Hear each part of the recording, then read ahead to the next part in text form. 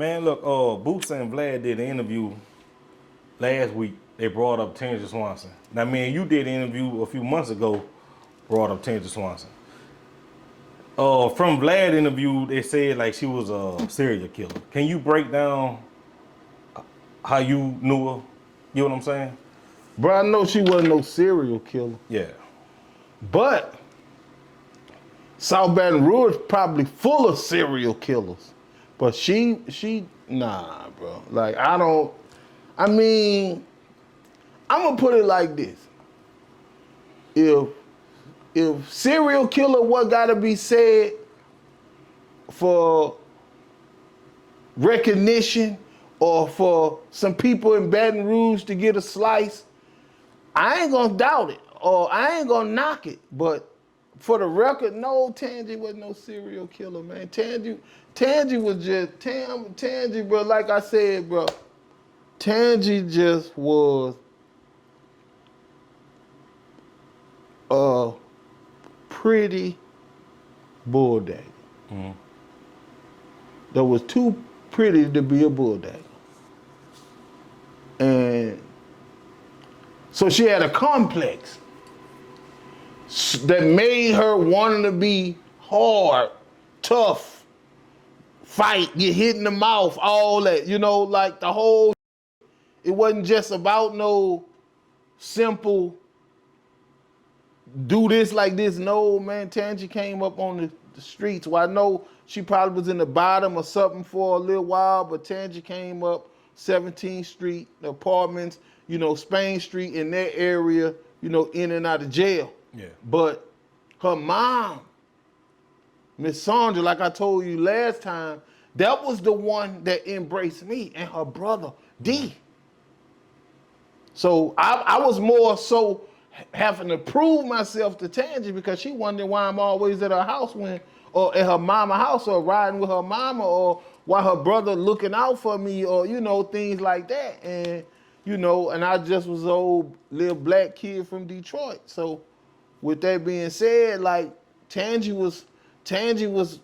might have been the hardest nigga in the hood and they had real hard certified niggas that could fight, niggas that could shoot, niggas that could do all that. But Tangie just was like, you know, she just, it ain't had nothing to do with harming people. It was just thug life. And you know, the things that go in thug life. Now, Tangie was getting caught up in stuff that ain't had nothing to do with murder. Mm-hmm. You know, she was going to jail for other things that had nothing to do with killing people. But it was just that her police attitude and all that, like the police didn't like her or nothing. So, you know, they'll bam her for anything. But, you know, she was real and she would stand up and she's somebody that she had your back, she had your back, she had your front. So, you know, like, but I don't know, bro. Like, I don't know where that came from.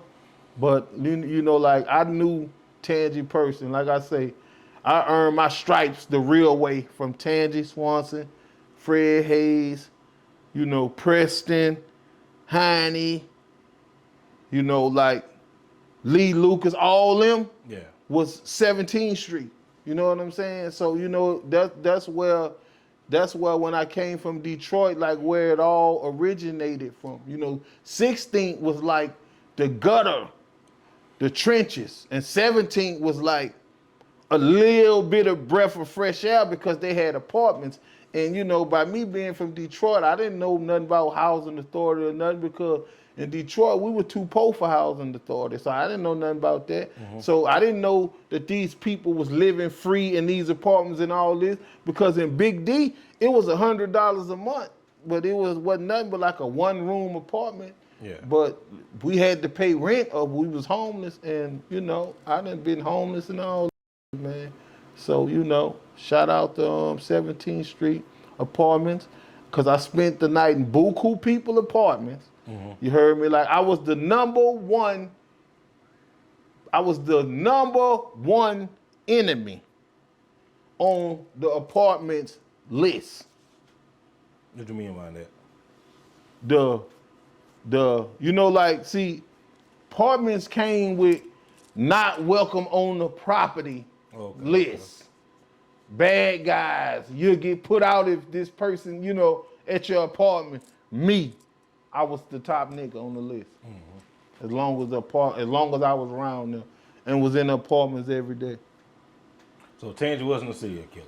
No, Okay. Tangie wasn't a serial killer.